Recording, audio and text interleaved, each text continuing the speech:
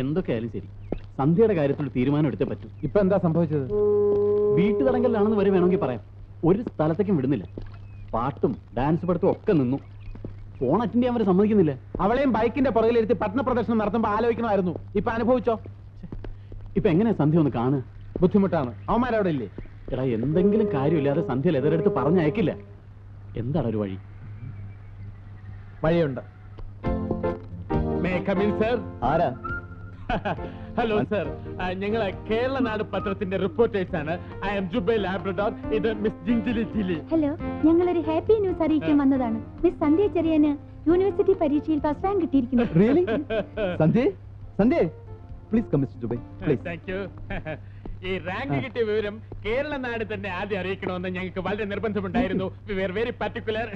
കുഷനിലെ ഞങ്ങൾക്ക് മിസ് സന്ധ്യ ഒന്ന് ഇന്റർവ്യൂ ചെയ്യണം. ഡെഫിനറ്റ്ലി. മോളെ, ഈ വർഷത്തെ യൂണിവേഴ്സിറ്റി ഫസ്റ്റ് റാങ്ക് നിനക്കാണെന്ന്. ഓ, ഫസ്റ്റ് റാങ്ക് കിട്ടിയോ? Thank you. അച്ചായ, ഞാൻ സെക്കൻഡ് പ്രതീക്ഷിച്ചുള്ളൂ. Excuse me. ആരാ? വരൂ. ഞാൻ പല പ്രാവശ്യം ഫോണിൽ കോൺടാക്ട് ചെയ്യാൻ ശ്രമിച്ചു, പക്ഷേ ഫോൺ ഔട്ട് ഓഫ് ഓർഡർ ആയിരുന്നു. Anyway, hearty congratulations miss Sandhya Cherian. Let me introduce myself. I am MM Thorapanangadi, double MA MJ, assistant editor, Kerala Herald Daily. Sorry, എനിക്ക് ഒട്ടും സമയമില്ല. ഒരു 5 മിനിറ്റ് എനിക്ക് തരണം. മിസ് സന്ധ്യ ഒന്ന് ഇന്റർവ്യൂ ചെയ്യും. No, this is Sandhya Cheriyan. I am sorry, Sandhya. Mister Thorappan, തിരക്ക് ഞങ്ങൾക്കുണ്ട്. ഞങ്ങളാണ് ആദ്യം വന്നത്.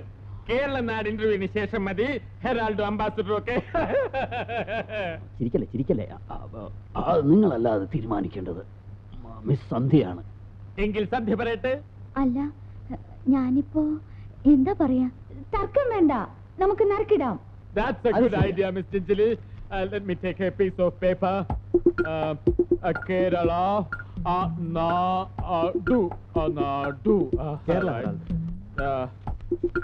Let us try our fortunes. Okay. This time Kerala.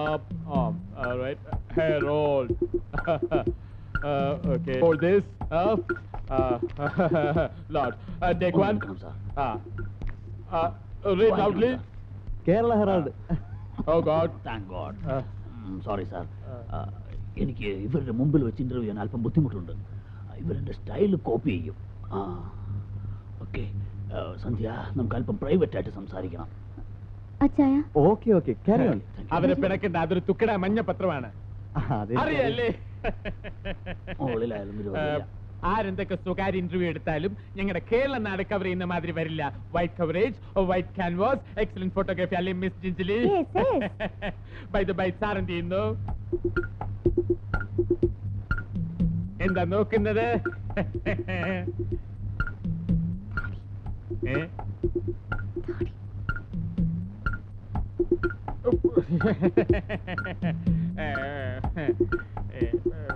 ഒരു പെയിൻ.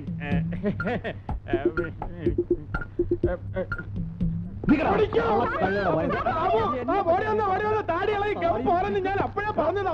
ഓടിക്കോ. എന്തിനു പരിഹാരം ഉണ്ടാക്കാം? കാര്യം സമാധാനത്തിൽ ഓടിക്കോ. നിങ്ങളവിടെ സന്ധ്യ.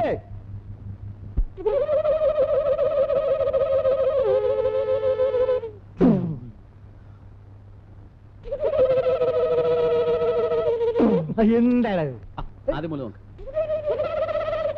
വാടാ. എന്താടാ വല്ലായിരിക്കുന്നത്? എന്തു പറ്റി? എല്ലാം പോയടാ. മല്ലികയുടെ വിവാഹത്തിന് വേണ്ടി ഒരുക്കിയിരുന്ന സ്വർണം മുഴുവൻ കള്ളന്മാര് കൊണ്ടുപോയി. പോലീസിൽ അറിയിച്ചില്ലേ? അറിയിച്ചു. അവര് വന്ന് എന്തൊക്കെയോ കുത്തിക്കുറിച്ചു പോയി. 15 പവൻ തയ്ക്കാനായി ഞാൻ പാടുപെടുകയായിരുന്നു. നീ വിഷമിക്കാതിരിക്കെ.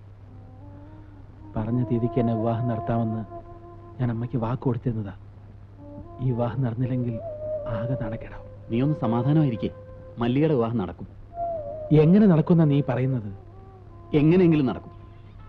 നമുക്ക് നടക്കുമെന്ന് തന്നെ വിചാരിക്കാം. ഉണ്ണി ഇങ്ങനെ വിഷമിക്കാതിരുന്നാ മതി. ഈ സംഭവത്തിന് ശേഷം അമ്മ ആകെ തകർന്നിരിക്കുകയാണ്. എന്താന്നറിയില്ല, നമ്മുടെ രണ്ടുപേരുടെയും സമയം തീരെ മോശാന്ന് തോന്നുന്നു. 1 മാസത്തിനുള്ളിൽ അമ്മയ്ക്ക് ട്രാൻസ്ഫർ ഉണ്ടാവും അത്രേ, കോഴിക്കോട്ടേക്ക്. ആ ആ കാര്യോർത്ത് വിഷമിച്ചിരിക്കുമ്പോഴാ ഉണ്ണിയുടെ വീട്ടിൽ മോഷണം നടന്ന വിവരം അറിഞ്ഞത്. എൻ്റെ എല്ലാ കാര്യങ്ങളും ലതയോട് തുറന്നു പറയുമ്പോഴാണ് അല്പമെങ്കിലും ആശ്വാസം കിട്ടിയിരുന്നത്. ഉണ്ണി പേടിക്കണ്ട, അമ്മയോടൊപ്പം ഞാൻ പോകുന്നില്ല കേട്ടോ. ഞാനിവിടെ ഏതെങ്കിലും ഹോസ്റ്റലിൽ താമസിക്കാന്ന് വിചാരിക്കുക.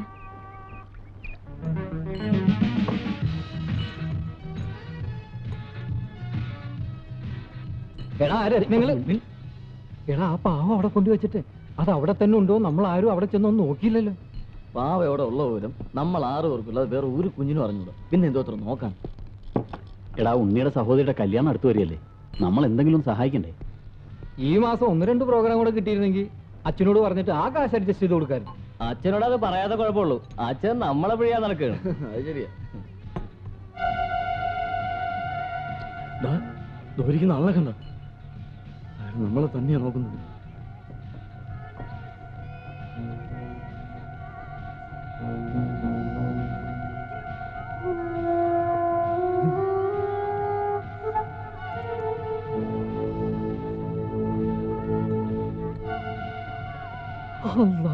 വെള്ള ഷൂസും വെള്ള പാന്റ് അന്ന് നമ്മൾ അവിടെ കണ്ട ആളാടാ.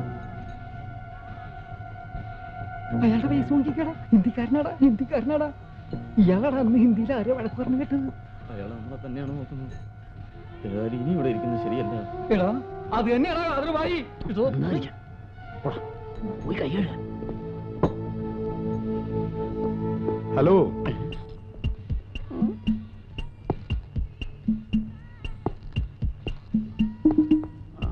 ഹലോ, എന്തൊക്കെയുണ്ട് വിശേഷങ്ങൾ? സുഖം. കുറെ നാളായല്ലോ നമ്മൾ കണ്ടിട്ട്. ഞാൻ ഇതിനിടയിൽ ഫോൺ ചെയ്തിരുന്നു, സ്ഥലത്തില്ലായിരുന്നു അല്ലേ? അമ്മ കൊച്ചു കുട്ടികളെ പോലെ ആയാലോ. ഈ മരുന്ന് കുടിച്ചേ. എനിക്കൊന്നും വേണ്ട മോളെ. ദൈവമേ, എന്റെ മോളുടെ ഗതി ഇങ്ങനെയായല്ലോ. എനിക്കൊരു ദുഃഖവുമില്ല. അമ്മ മനസ്സ് വിഷമിച്ചൊന്നും വരുത്തി വെക്കണ്ട. എന്താ, മരുന്ന് കഴിക്കുന്നില്ലേ?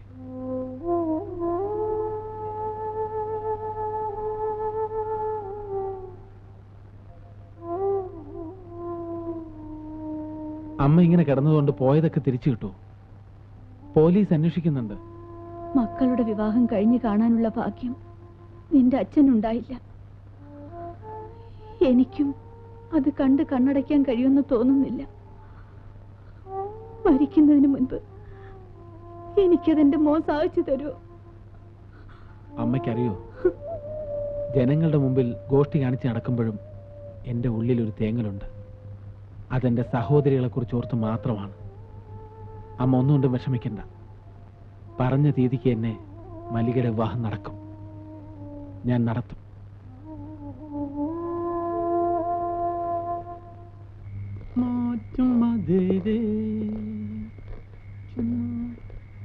എടാ, സെന്റ് തെരേസാസ് കോളേജിന്റെ ഹോസ്റ്റൽ അതല്ലേ? അത് അതിനപ്പുറത്താ. അതിന്റെ അപ്പുറത്താ. എല്ലാം നല്ല ഉറക്കമായിരിക്കും അല്ലേ?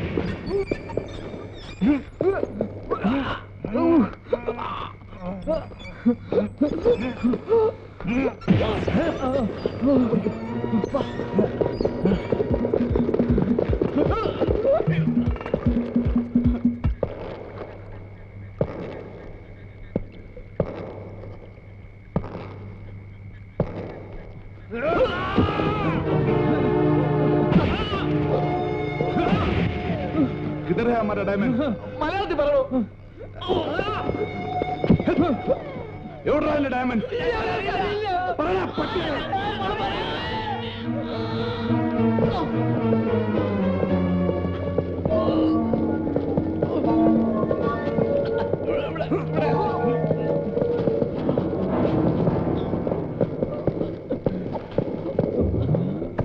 എവിടെ ഡയമണ്ട്?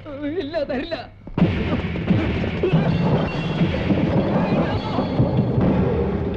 എടുക്കടാ. എടുക്കാൻ എടുക്കടാ.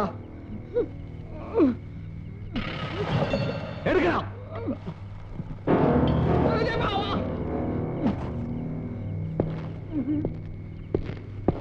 കൊണ്ട് ഓടണ, പിടിയടാ, പുറകെ ഓടണ, പിടിയടാ, പുറകെ ഓടണ, ഓടണ, വെച്ച് പിടിയടാ, ഓടണ, ഓടണ, ഓട്, ഓട്, ഓട്, ഓട്, ഓടണ, ഓട്, ഓട്, അവനെ കൊന്നേ. ഓട്, ഇതെന്താണ്? ഓട്, ഓട്, നിസാമേ, അയ്യോ കാലമായി എവിടെ? ഓ, വല്ല സ്വപ്നവും കണ്ടിട്ട് മനുഷ്യനെ തള്ളി താഴ്ത്തിടും. നിന്നോട് ഞാൻ പല പ്രാവശ്യം പറഞ്ഞിട്ടില്ല ഇവിടെ ഒന്ന് കിടക്കരുന്ന്. എടാ ഞാനൊരു സ്വപ്നം കണ്ടടാ. എന്ത് സ്വപ്നം? കാതറുമായി നമ്മളെല്ലാം അടിച്ചിട്ട് ഡയമണ്ട്സും കൊണ്ട് കടന്നു കളഞ്ഞു. ഓ, നേരം വെളുത്തായി ഡയമണ്ട്സ് ഡയമണ്ട്സ് എന്നുള്ള ഒറ്റ ചിന്തേ ഉള്ളൂ. ബാക്കിയുള്ളവർ എങ്ങനെയെങ്കിലും ഒന്ന് മറക്കാൻ ശ്രമിക്കുന്നു. മിണ്ടാതെ കിടന്ന് ഉറങ്ങണം. തിന്നാതെയും കുടിക്കാതെയും സ്വരുക്കൂട്ടി വെച്ചതാ. അതെടുത്തോണ്ട് പോയവന്റെ തലയിൽ ഇടുത്തി വീഴും. ആ, ഇനി അതൊക്കെ പറഞ്ഞിട്ട് കാര്യമുണ്ടോ? പോയത് പോയി. കല്യാണം നടത്താനുള്ള വഴി എന്താന്ന് വെച്ചാൽ ആലോചിക്കുക. ഇനി ആ കൂടി 8-10 ദിവസമുണ്ട്. കല്യാണം വിളിക്കണം, ആഭരണങ്ങൾ ഉണ്ടാക്കണം. നിന്റെ മോൻ ഇപ്പോഴും കളിച്ചു നടക്കല്ലേ? പറഞ്ഞ തീയതിക്ക് എന്നെ കല്യാണം നടത്തുമെന്ന് പറഞ്ഞ് അവൻ ഓടി നടക്കുക. എന്ത് ധൈര്യം കണ്ടിട്ടാണെന്ന് ഈശ്വരന് മാത്രം അറിയാം. ആ, ദാ വരുന്നുണ്ടല്ലോ. അമ്മാവനെപ്പോ കുറെ നേരമായി. നീ ഇങ്ങനെ തമാശം കാണിച്ച് നാട്ടുകാരെ ചിരിപ്പിച്ച് നടന്നാ മതിയോ? നീ എന്താ ഒന്നും മിണ്ടാതെ നിൽക്കുന്നത്? ഞാൻ പിന്നെ എന്ത് വേണമെന്നായി പറയുന്നത്? രാവിലെ ഇറങ്ങി തിരിച്ചത് ഓരോരുത്തരുടെ കൈയും കാലും പിടിക്കാൻ. കുറ്റപ്പെടുത്താൻ മാത്രം എല്ലാവരും ഉണ്ട്. എന്റെ പ്രയാസം മനസ്സിലാക്കാൻ ആരുമില്ല.